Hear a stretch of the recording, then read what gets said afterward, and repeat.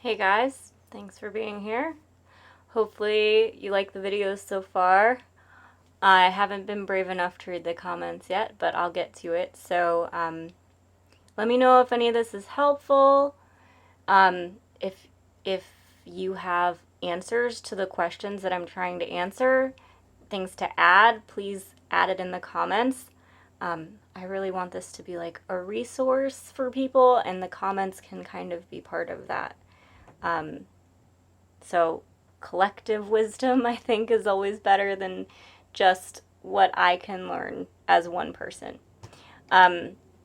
So in this episode, this is Ralphie, by the way.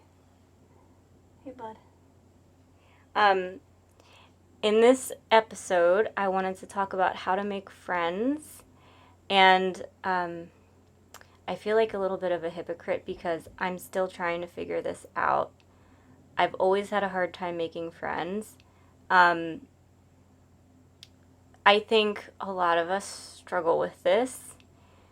I had one friend growing up. She was my friend for years. I mean, we're still friends, but we were best friends for years. I met her when I was 2 years old because our parents worked together, and they just started doing play dates with us. And yeah, she was my really good friend all throughout childhood. So she was just kind of like built in. And we went to different middle schools. We kind of grew apart then, I think. And in high school, then we went to the same high school again, but we kind of hung out with different crowds. And yeah, we're still friends now, but we don't really have as much in common anymore. We don't talk very often. I have struggled with friends in the past who don't respect boundaries.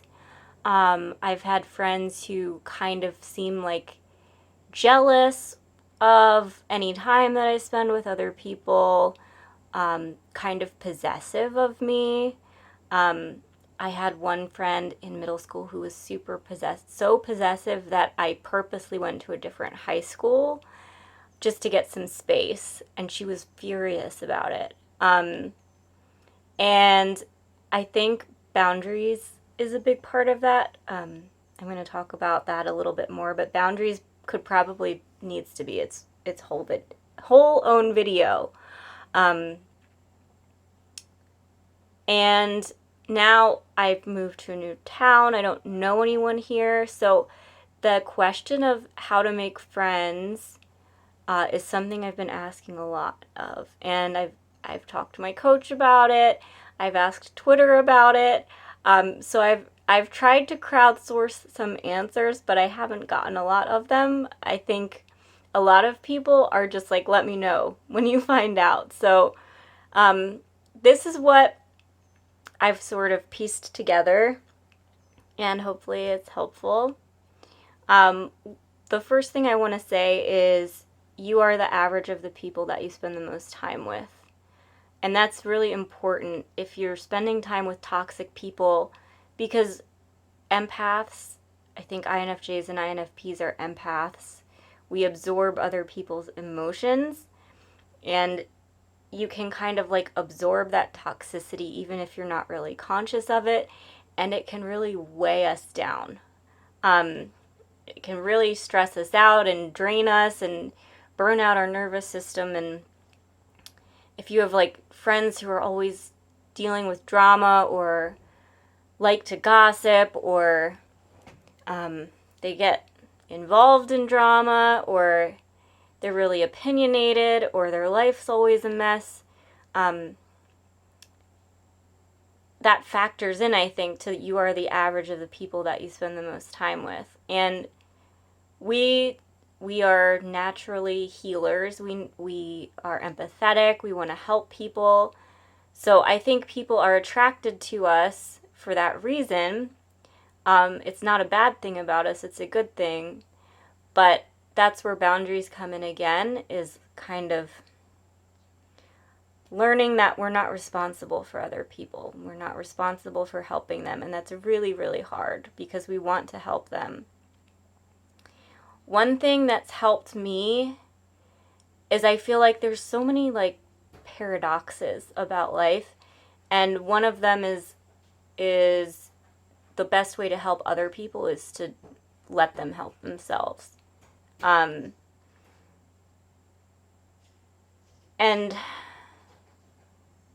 I think I might circle back to this further along in the video, but to simplify it, I think we're all trying to learn lessons. You know, that's why people like get in relationships with the same type of person over and over again, is there's some kind of lesson there that they're trying to learn.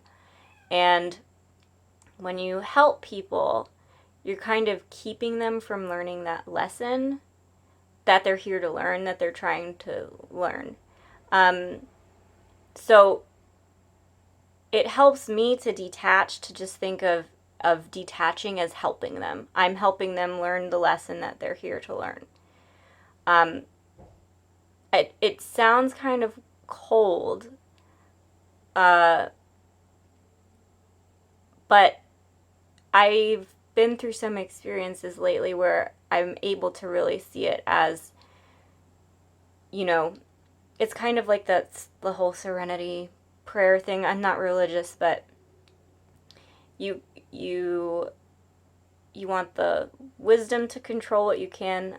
I forget exactly how it goes, and the wisdom to know the difference between what you can control and what you can't. And you can't control what choices other people make. A lot of people keep making the same mistakes over and over, no matter how much you help them. So just letting go of the part of their journey that you can't control. I think another thing that helps is thinking of it as like outsourcing your help. Like if you have somebody who's like really dealing with some demons, it's not your place to help them, but you could help them find a therapist. So that's another thing you can do, is sort of like outsource it. Just be like, these are the resources. Like from there, it's up to you what you do with it. Yeah, our relationships are one-sided a lot of the time. We can feel like we're everyone else's support system, we're everyone else's therapist, but nobody really returns the favor for us. But I don't think it has to be that way. I think it takes conscious intention to change that pattern. And I think that just starts with like being aware of it, and then just kind of declaring that to yourself that you want more balanced relationships. As far as where to find more balanced relationships, I think INFJs and INFPs get along really well, but it's hard for us to find each other. I think the most common answer that I got about where to make friends was online. So, I mean, there's like a community on Twitter, there's Facebook groups. I mean, as far as where online, there's Reddit groups. I mean, I think it's endless where to look. So, that's just a starting place of ideas. A lot of INFJs and INFPs are writers or want to be writers. I think I don't think there's a such thing as a wannabe writer. I think you just are a writer who hasn't written yet. But writing groups are another good place to look.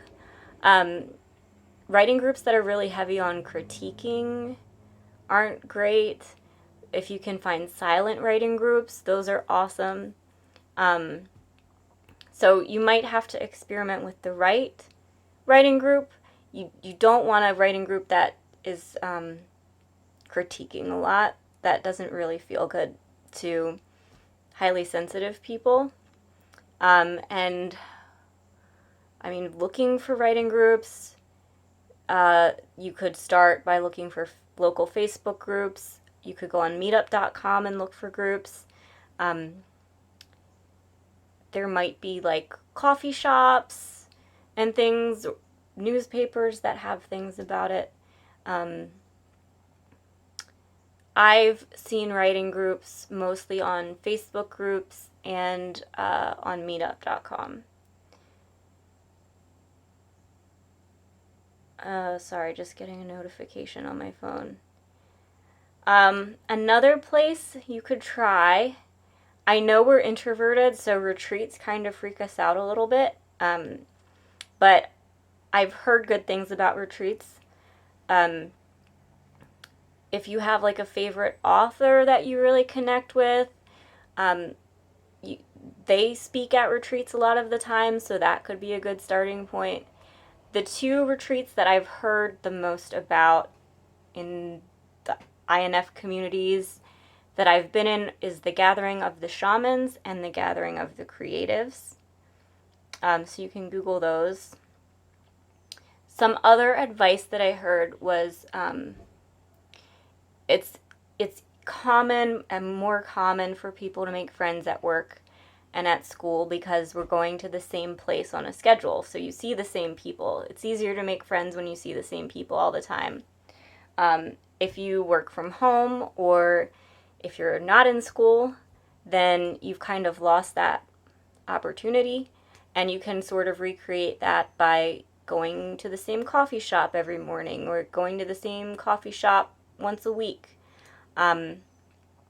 Just going to the same place on a schedule, you can kind of get to know people, and you can start with the people who work there. You know, if it's always the same girl checking you out, you can just learn her name and say her name's Amy. You can just say, thanks, Amy, instead of thank you.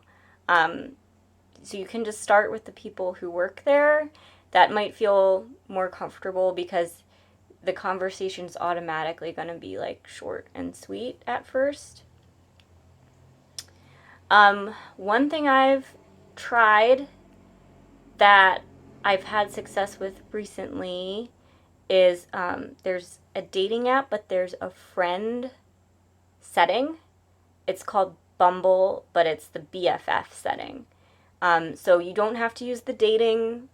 You don't have to use the dating setting. You can not be on there for dating and just be on there for friends. I've used it in the past and I haven't had luck with it. Because people's profiles don't have a lot of substance to it. It's kind of hard to know what they're really like or where to start a conversation. The thing that's worked for me is everyone's profile is similar. It's they'll be talking about like how they like dogs and they like coffee and they like hiking, and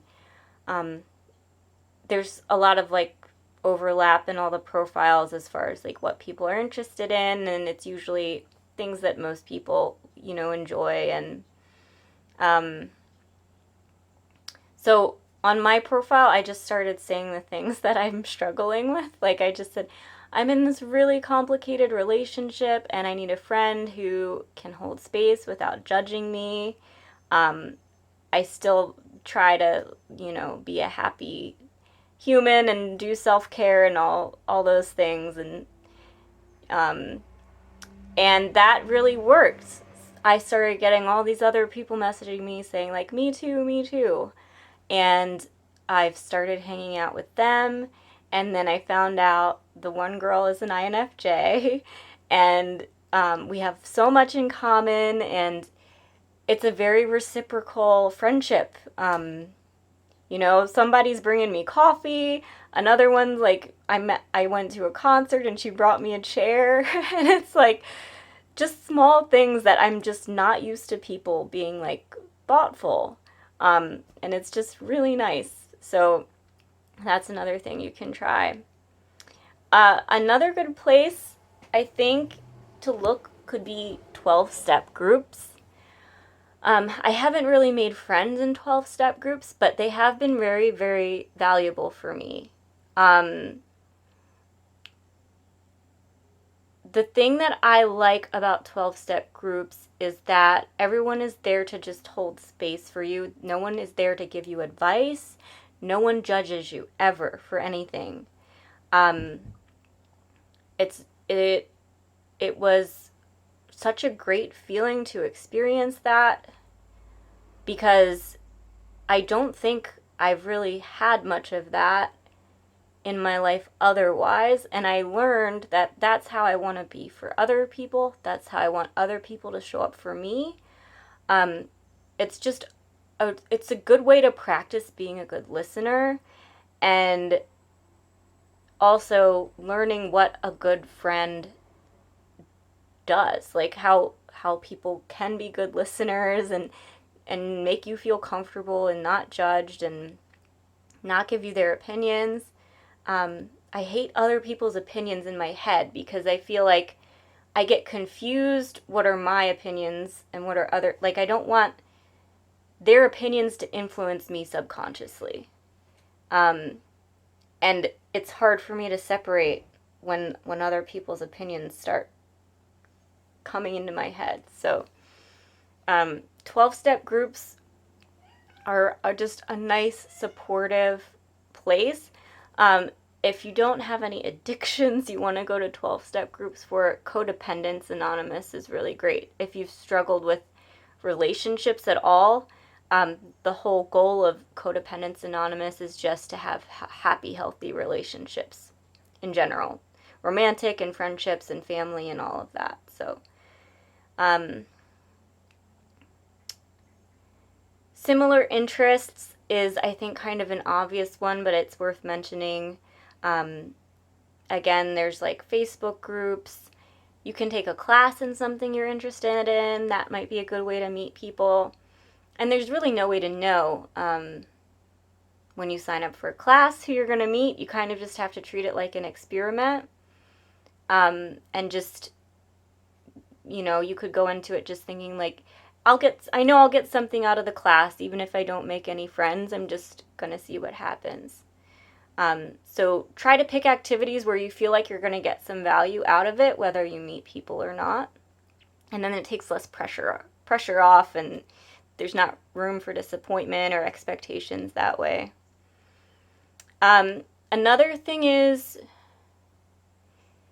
you might have different friends who are at like different levels.